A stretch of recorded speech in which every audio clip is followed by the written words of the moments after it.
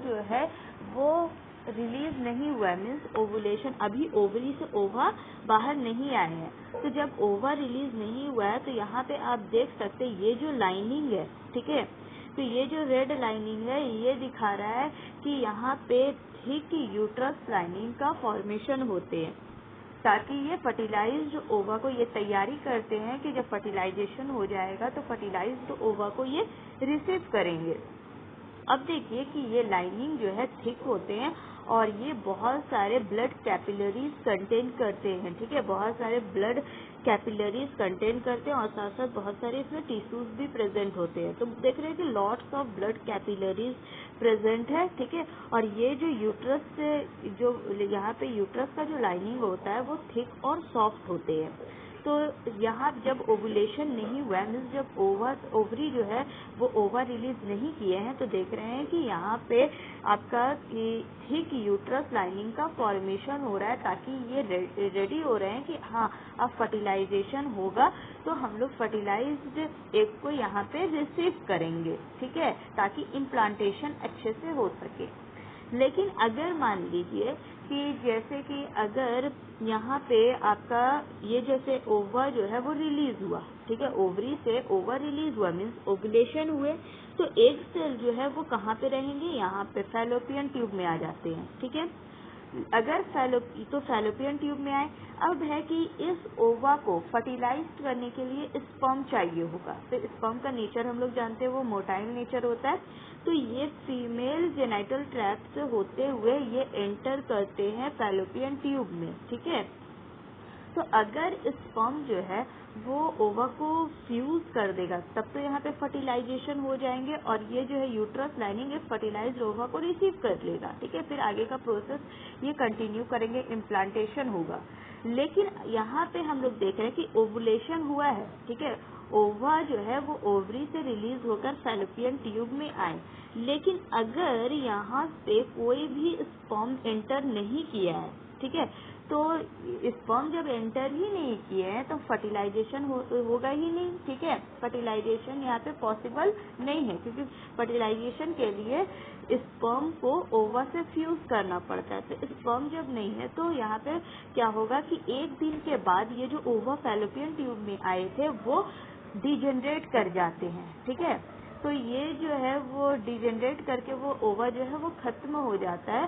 तो जब ओवा जो है वो एक दिन के बाद यहाँ पे क्या होगा कि ओवा जो है फर्टिलाइज नहीं हुआ तो ओवा खुद ब खुद जो है वो डिजेनरेट कर जाते हैं। अब जब डिजेनरेट कर दें तो ये जो यूट्रस लाइनिंग है, ठीक है, जो यूट्रस लाइनिंग है वो शेड करना स्टार्ट होते हैं in the form of bleeding.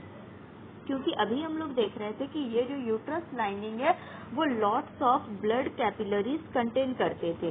तो ये जो ब्लड कैपिलरीज है वो धीरे धीरे शेड होना स्टार्ट हो जाते हैं, ठीक है।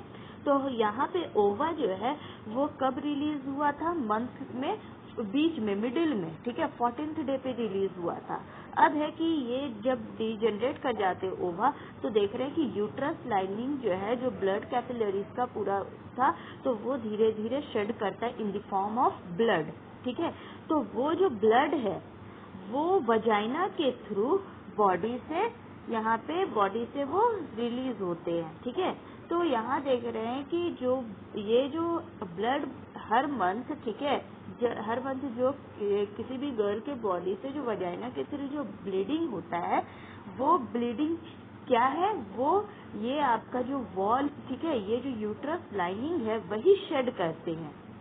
तो इसका मतलब है कि जब हर मंथ ओवुलेशन होगा तो ये भी हम लोग कह सकते हैं कि अगर ओवुलेशन हो रहा है और वहाँ पे फर्टिलाइजेशन नहीं होगा तो हर मंथ ये लाइनिंग शेड करेंगे। इसी वजह से गर्ल्स में, ठीक है, हर मंथ जो है वो मेंस्ट्रुअल साइकिल्स होते हैं, जिसे हम लोग कॉमन लैंग्वेज में पीरियड बोलते हैं, ठीक है। तो ये जो है वो कॉमन फेनोमेना है, वो हर मंथ जो है वो मेंस्ट्रुअल साइकिल्स बिगिंस होंगे। लेकिन यहाँ पे जब जैसे मान लीजिए कि कोई गर्ल है और वो जब आपका पवर्टी अटेम्प्ट की, इसका मतलब है कि सबसे जब फर्स्ट जो मेंस्ट्रुअल साइकिल्स यहाँ पे होंगे, ठीक है, जो सबसे पहला जो पीरियड आएगा किसी भी गर्ल में at the age of poverty, उस प्रोसेस को हम लोग कहेंगे, ठीक है, उस प्रोसेस को हम लोग कह सकते हैं वो मेनार्क होता है। देखिए 2 टर्म यहाँ पे होते हैं, मेनार्क और मेनोपॉज।